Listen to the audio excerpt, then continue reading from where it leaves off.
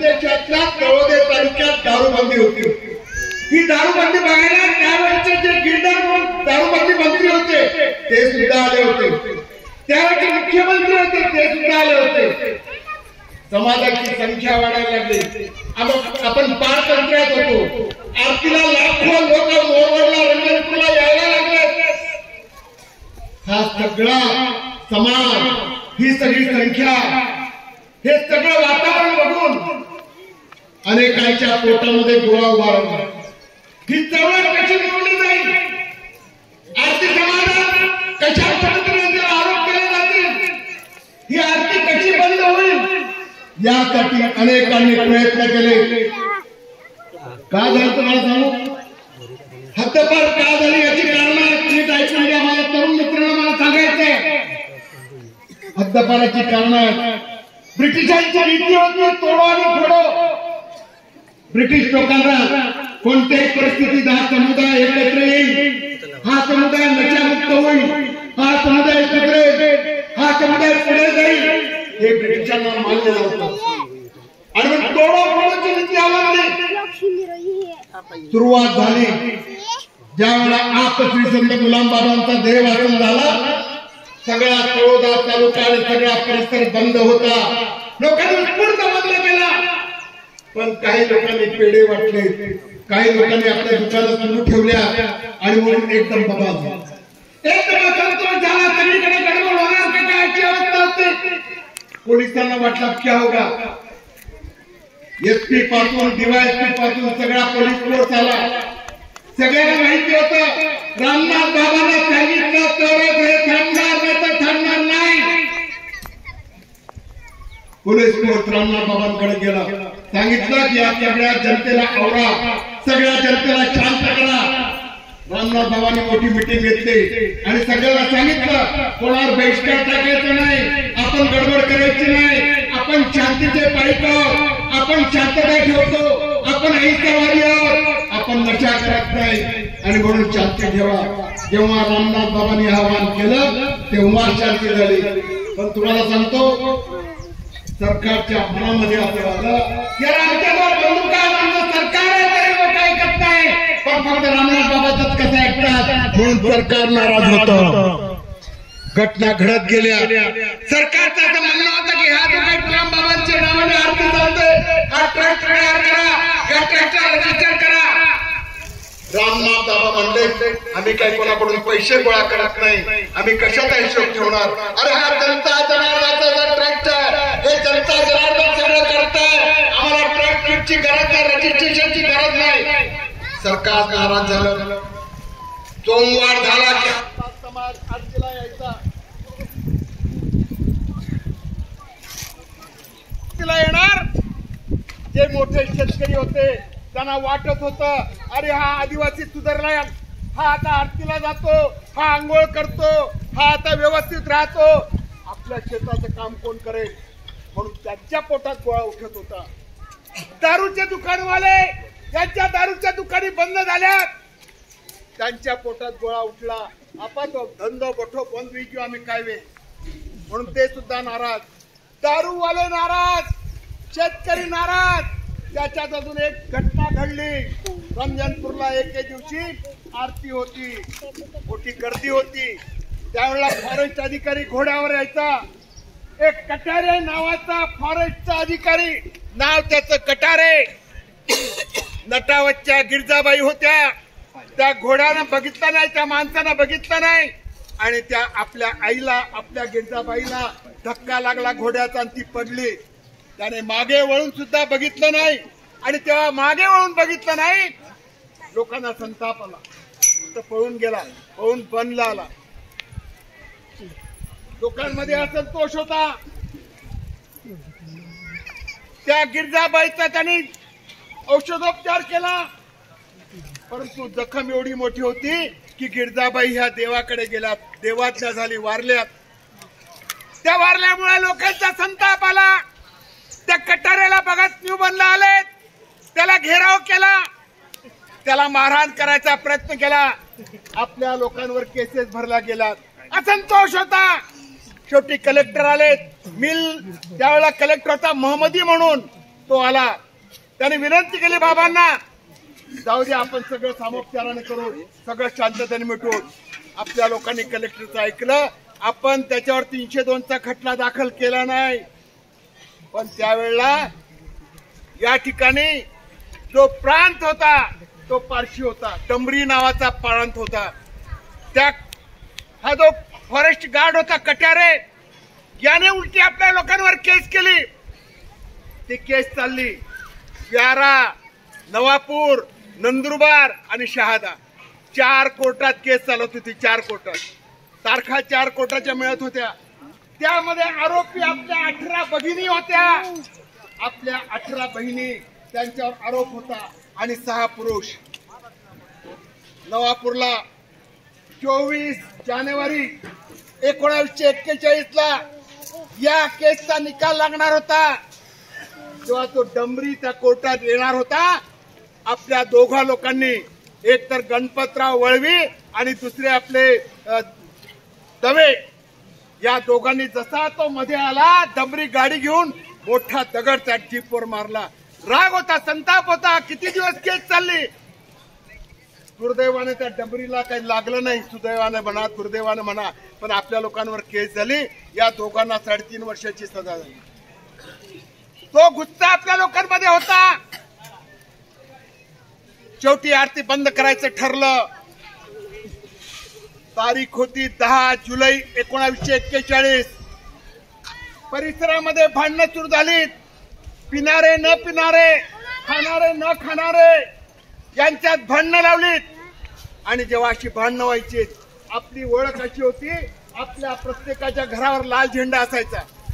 लाल झेंडा असला म्हणजे हा आपला आप समाजाचा माणूस. लाल झेंडा असला म्हणजे दारू न पिणारा माणूस. लाल झेंडा असला म्हणजे मांसाहार न करणारा माणूस. आणि शेवटी या पिणाऱ्यांनी तिथं भांडणं सुरू केली.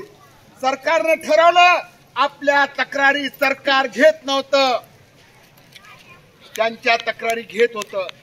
शेवटी 10 तारीख सांगतो, 10 जुलै 1941 पहिली आरतीची बंदी आली. कलेक्टरने आरतीची बंदी केली, पण रामनाथ बाबांनी ऐकलं नाही. ही आरती आमची आहे. ही आरती स्वत्व जागृत करणारी आहे. ही आरती समाजाला संघटित करणारी आहे. कलेक्टरने ऐकलं नाही. कलेक्टरचं ऐकलं नाही. शेवटी दंगामस्ती खूप जोरात सुरू झाली. तुम्हाला सांगतो, तारीख होती 24 ऑक्टोबर 1941. ह्या तारखा आहेत, ते खोटं काही नाही, या घडलेल्या घटना आहेत. 24 ऑक्टोबर 1941 या दिवशी गंठ्याला खूप मोठं भांडण झाली. खूप मोठी राड व्हायली. गंठम एवढं मोठं भांडण झालं की काही लोक 29 तारखेला कलेक्टर साहेबाला भेटायला गेलेत. तारीख होती 29 ऑक्टोबर. 15 मोठे मोठे लोक गेलेत.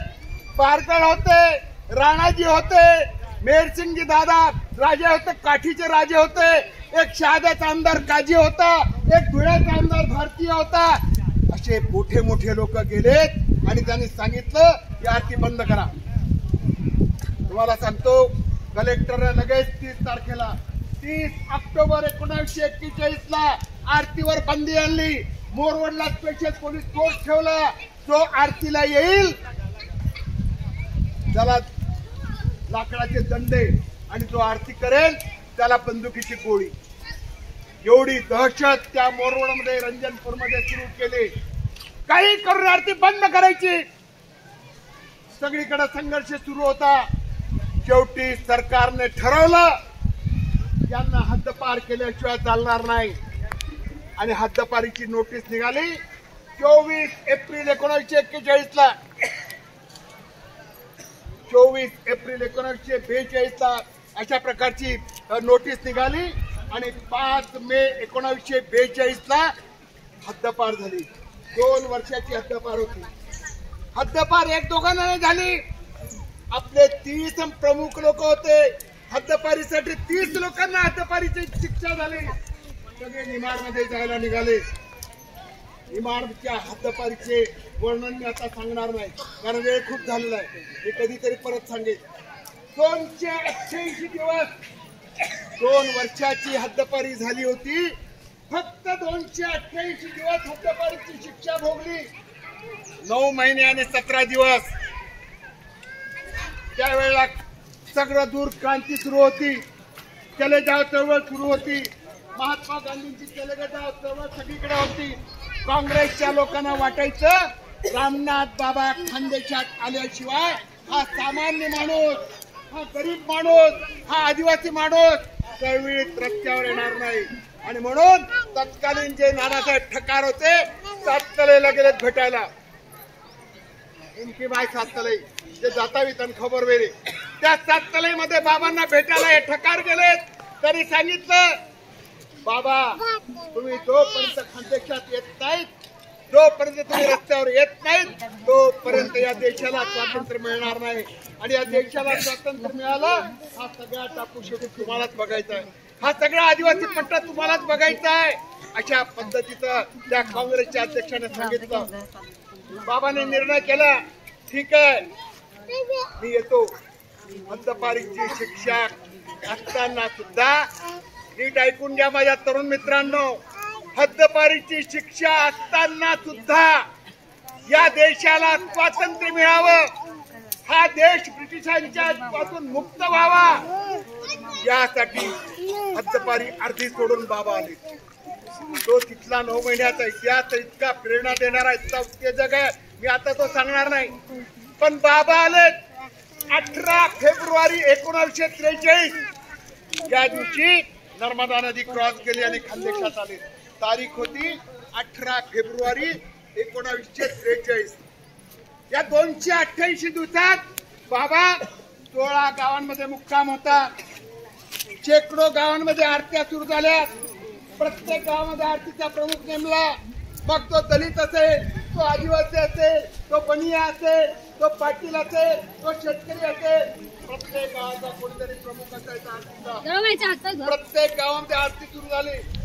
बाबांचं मगाशी सांगितलं एक ताकद होती.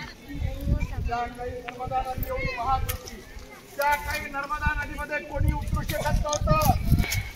रामनाथ बाबांनी नर्मदा नदी पायी क्रॉस केली. प्रत्यक्षदर्शी म्हणायचे बाबाने जेव्हा पाण्यात पाय ठेवला पाणी कोणीकडे असं झालं आणि बाबा सरळ असे चालत गेले. त्या मागे बघितलं ना पुढे बघितलं रस्ता आपोआप होत होता. हे मी नाही सांगत, त्या ठिकाणचे लोक सांगतात. ते ऐकलं की बाबी आम्ही काम हे आणि आमने तो एकदम आश्चर्य हो अरे कुठे तुम्ही महापुरुष आहे तो यांना काही येतो माहुना सामान्य माहुना. आता बाबा एवढा त्यांचा प्रभाव आजही मध्य प्रदेशमध्ये 15 मेला आपण जात असतो.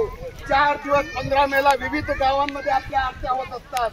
एवढा प्रभाव फक्त आणि फक्त 9 महिने आणि 17 दिवसामध्ये झाला. बाबा निघाले, नर्मदा नदी आली, क्रॉस केली. 18 फेब्रुवारी 1943 ला पायी चालत होते. जंगल भरपूर होता. 24 फेब्रुवारी 1943 ला बाबा अक्राणी किल्ल्यावर आले. अक्राणी किल्ल्यावर तसा बाबा इकडे यायला लागले. प्रशासन जागा झालं. तळोद्याला मामलेदार होता बडगुजर, फौजदार होता धांडे, बिल अप्लिमेंट ऑफिसर म्हणून होता मोहम्मद मसूद, कलेक्टर होते मोहम्मदी आणि एसपी होते मिस, होते मिस. असे सगळे अधिकारी कामाला लागले.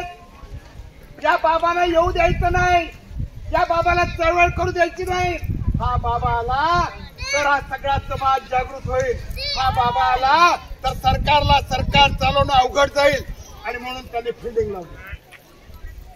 एक दिवसाचं जर आपण वाचलं ऐकलं आपल्याला सुद्धा काटा येतो. आपल्याला सुद्धा वाटतं अरे किती मोठी माणसं होती, अरे किती यांचा धाक होता. बाबा 24 तारखेला आले अक्राणीच्या किल्ल्यावर. सगळा समाज यायला लागला. बाबा 30 लोक नव्हते गेले, बाबांच्या बरोबर सगळा समाज गेला. 2 ते 2.5 हजार लोक आपलं घर सोडलं, आपलं दार सोडलं, आपली शेती सोडली, आपले जनावर सोडले. एकमेव बाबा असे होते की ज्यांच्या बरोबर सगळा समाज गेला होता. आज काय परिस्थिती आहे? एखादा बाबा जेलमध्ये गेला की सगळे उठून जातात.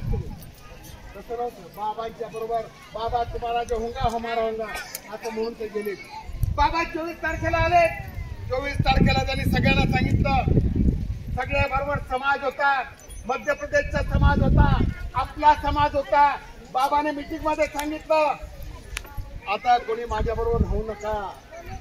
सरकार मला रंजनपूरला जाऊ देणार नाही, सरकार मला आरती करू देणार नाही, सरकार गरज पडली तर आपल्यावर गोळीबार करेल, तुम्ही माझ्या बरोबर राहू नका.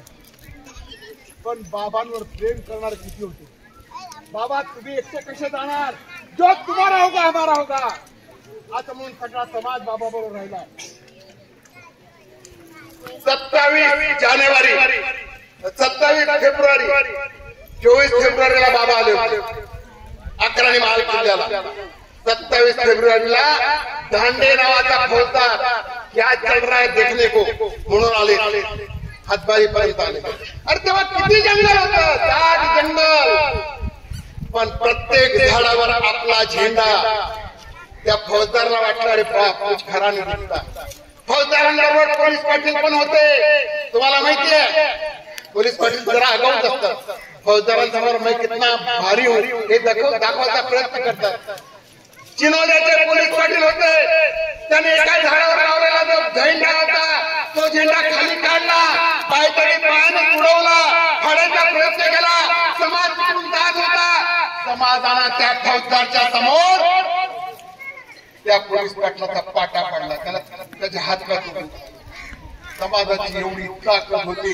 फौजदार उभा होता पण तो काहीच करू शकला नाही. त्याने बघितला खरा चालू आहे. फौजदार सुद्धा परत पडला, गेला डायरेक्ट नंदुरबारला, डिवाइस केला ठाण्याला, वाहतूकच खरा नाही. 28 तारखेला ही सगळी मंडळी बोरत जाणार आणि बोरत उठणार अशी अफवा सोडली. काय म्हणले, बोरत उठणार. अरे आम्ही काय लुटारू होतो, आम्ही आरती करणार आहे, आम्ही लोकांना प्रबोधन करून त्यांची नशा तोडणार आहे, त्यांना व्यसनमुक्त करणार आहे. अफवा सोडली मोठ्या लोकांनी, ते बोरत जायचं आणि बोरत झाल्यावर बोरत उठणार आहे. मोठा फौजफाटा, दिवाळी पोलीस सगळे बोरतला, सगळे माणसं आपली गेली बोरतला, बाजार केला घेऊन गेले. आपली माणसं बोरतून आल्यानंतर शांततेत सगळं झाल्यानंतर पोलीस तिथे आले. क्या हुआ क्या हुआ, अरे कुछ हुआ नहीं, क्या हुआ, काहीच झालं नव्हतं, आपण शांतता प्रिय होतो. 28 तारखेला दिवाळी सगळे आले, परत नंदुरबारला गेले आणि त्यांनी ठरवलं हे सगळं आता थांबवायचंय, बाबांना आपल्याला रंजनपूरला जाऊ घेऊन द्यायचं नाहीये. आणि शेवटी 1 तारखेला सकाळी, त्यावेळेला युनियनच्या गाड्या होत्या, युनियनच्या गाड्यामध्ये एक गाडीमध्ये सगळे गोरे शिपाई आणि एक गाडीमध्ये सगळे काळे शिपाई. इथलं नेतृत्व करणार होता कॅप्टन ड्युमेन. आता सगळ्यांना माहिती आहे अमृतसरला जलियांवाला बाग झाला, तिथं कॅप्टन होता डायर आणि इथं कॅप्टन होता ड्युमेन. 1 तारखेला रात्री आले. आता जी बंदची शाळा विमानची, त्या शाळेवर फॉरेस्टचं कार्यालय होतं, दगडाने बांधलेलं होतं. लोकांनी नंतर ती शाळा तोडून टाकली, ती फॉरेस्टचं कार्यालय तोडलं आणि तिथे आता शाळा. त्या फॉरेस्टच्या कार्यालयात हा ड्युमेन नावाचा अधिकारी, डीवायएसपी सगळे आले, हे सगळे आले. रात्री मुक्काम केला.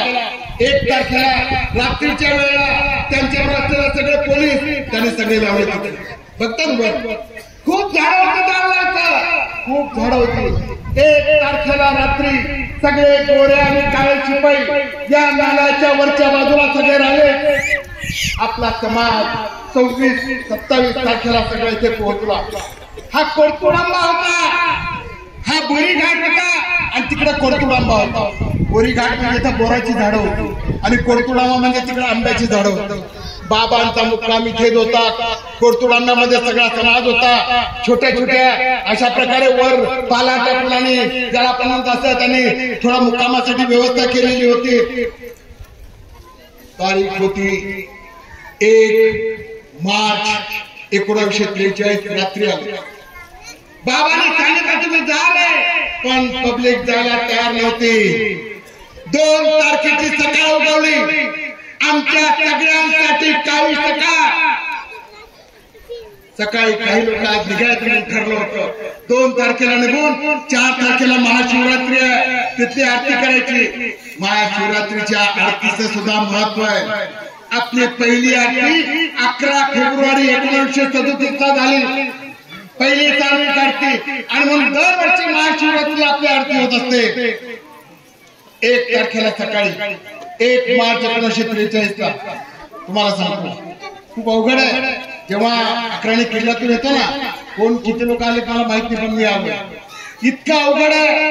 तिथून पहिल्यांदा लागतो तेलेकन घाट, नंतर लागतो पालखापाणी घाट, नंतर लागतो डाकण घाट. हे सगळे घाट उतरत यावं लागतं. इकडच्या बाजूला नाल्याच्या रवला पाणी आणि इकडच्या बाजूला नाल्याचे पिपरगुज. वर जो डोंगर दिसतो म्हणतात त्याला बोंब्या डोंगर म्हणतात, बोंब्या देव म्हणतात. हा सगळा परिसर. पोलीस आले. 2 तारखेला सकाळी काय आंघोळ करतायत, काय प्रार्थना करतायत, काय भजन म्हणतायत, कोणी चहा म्हणतायत. एकदम गोळ्यांचा आवाज, ठो ठो ठो, कळत नव्हतं. पण बाबांनी आधी सांगितलं होतं गोळीबारी होऊ शकतो, ओरडाओरड करू नका, शांत राहा, कोणीही गडबड करू नका, पळापळ करू नका. बाबा स्वतः इथे बसले होते. इथं बोरीचं झाड होतं. आपण का पूजा करतो? इथं बोरीचं झाड होतं, त्या झाडाखाली बाबा बसलेले होते. पोलिसांनी गोळीबार सुरू केला. वंजाऱ्यावरचे रामसिंग दादा होते. वंजाऱ्यावरचे रामसिंग दादा बरोबर गेले नव्हते, पण त्यांचे नातेवाईक होते, त्यांना भेटायला ते आले होते. ते म्हणले माझा कपात, मी कपात माझ्या हातातच होता, तेवढ्यात गोळी आली आणि माझ्या खांद्याला बाहूला लागली, इथं लागली. म्हणलं मला काही कळलं नाही, मला काही कळलं नाही. माझ्या समोर कोंडरेचे फुलजी दादा होते, माझ्या समोर त्यांना गोळी लागली, ते धारातीर्थ झाले. म्हणला आम्ही तर घाबरलो. पण बाबाने सांगितलं होतं आमच्यापैकी कोणी पळापळ केली नाही. आम्ही जाप करत होतो. काय जाप करत होतो माहितीये? महात्मा गांधी की जय, रामनाथ बाबा की जय, जो होगा तो होगा. बस आम्हाला देव आहे सगळं वाचवणारा. रामनाथ बाबाने आशीर्वाद दिलाय. त्या सरकारने माणसं बेरहम नाही. तुम्हाला सांगतो मगाशी म्हटलं कोंडरेचे फुलजी दादा गेले, आपले जानी अंब्याचे होते नडू दादा, त्यांच्या समोर मार्ग्या दादा, जामनीचे रामजी दादा होते. मी त्यांना भेटायला गेलो होतो. ते रामजी दादा त्यांना गोळी लागली, ते जखमी झाले, तरी सुद्धा जखमी अवस्थेत त्यांना धुळे जेलला जावं लागलं. रामजी दादा. तुम्हाला सांगतो कोंढाऱ्याचे पोलीस पाटील होते, उत्तम दादा, उत्तम बापू म्हणतात त्यांना, ते पोलीस पाटील. त्यांना मी भेटायला गेलो, अक्षरशः ते रडले. दादा काय तो भयानक होतो, कित्येक पाणी मारून गेला, पण आम्ही आखी नाही शकता आहे की त्यांच्या समोर सोमावरचे रावजी दादा होते. रावजी दादा गोळी लागणार म्हणून लाकडाच्या फाटाने असं करत होते आपल्याला गोळी लागणार नाही, परंतु त्यांचा वेळ इथेच जाणार होता. या देशाच्या स्वातंत्र्यासाठी त्यांचं बलिदान ठेवणार होतं. त्या रामजी दादांना सोमावरच्या त्यांच्या समोर गोळी लागली. मी बनेडीच्या हिराबाईला भेटायला गेलो. हिराबाई तर अक्षरशः रडत होते. ते म्हणले दादा तुमको क्या कहूं, मेरा पूरा खानदान आया हुआ था. त्या खानदानाचे प्रमुख मल्याभाई बनेड्याचे, त्याचा पूर्ण परिवार होता. त्यांचा तरुण पोरगा 21 वर्षाचा, त्या लगेच ताजा लग्न झालेला, त्यांची सून, त्यांची बायको, त्यांचा भाऊ, भाऊची बायको, असा सगळा परिवार आलेला होता. हीरा दादा म्हणला दादा क्या बताओ आपको, हम बैठे हुए थे, गोली आई और हमारा जवान लड़का मंगू दादा, उसके सर में गोली लगी. त्याची बाई इथं विधवा झाली, त्याचा बळी गेला होता. तो रडत होता. तो म्हणला माझ्या तम्मूमध्ये सेद्याचे सावऱ्या दादा आणि श्रावण दादा, गणपूरचे खंडूबाई आणि श्यामलबाई माझ्या समोर गेले, माझ्या तम्मूमध्ये गेले. आम्ही काहीच करू शकत नव्हतो. डोळ्यात फक्त पाणी येत होतं, पण बाबाचा आशीर्वाद होता.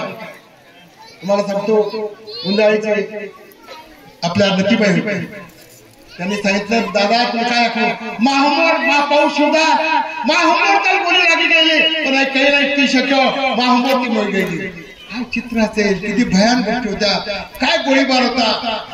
303 ची गोळी तुम्ही बघितलं तिथं, त्या गोळीने दगड सुद्धा फोडला जातो.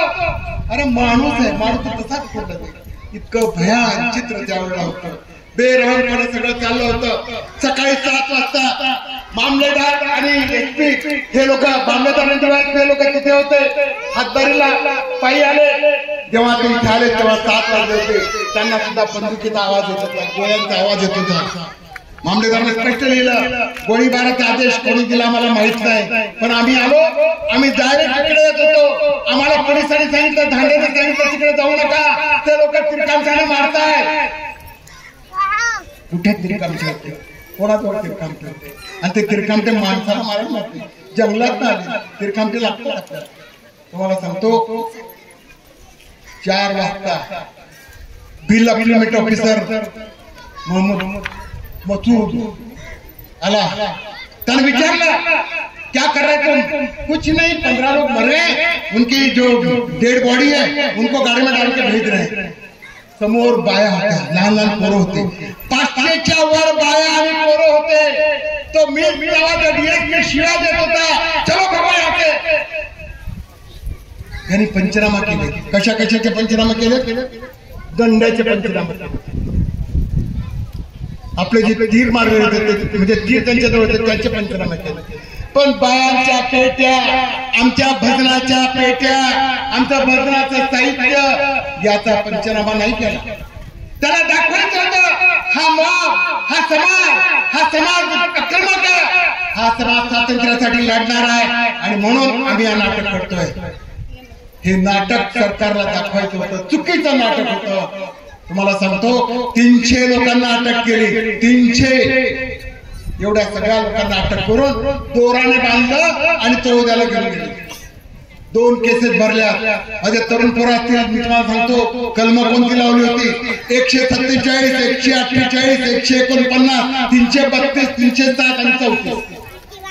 332 म्हणजे सरकारी अधिकाऱ्याला त्याच्या ड्युटीवर असताना मारहाण केली, त्याच्यावर म्हणजे मरण्यात त्याच्यावर हे केला. आणि 307 म्हणजे हा मोहम्मद मसूदने विचारलं, आपले किती लोक घायल झाले, तुम्ही गोळीबार केला, किती आपली माणसं घायल झाली, किती आपले माणसं या धनुष्यबाणाने जखमी झाले?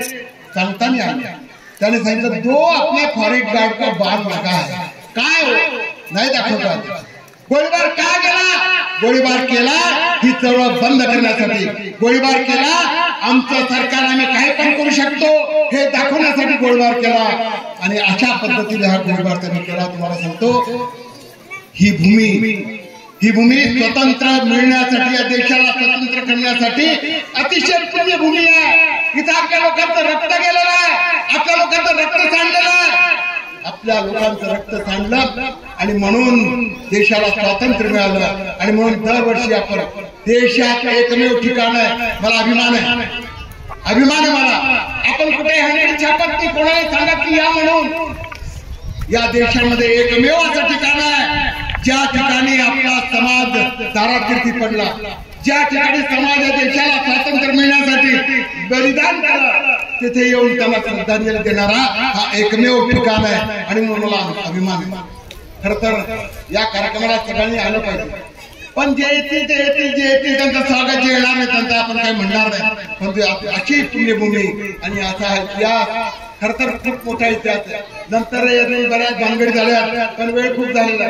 परत पुढच्या वेळी जेलमध्ये कसे दिवस गेले, जेलमध्ये कसा त्रास झाला, कशा म्हणजे 270 लोकांना तर डिसेंबरमध्ये सोडून दिलं, बाकीच्या निर्दोष सुटले तर जानेवारीमध्ये.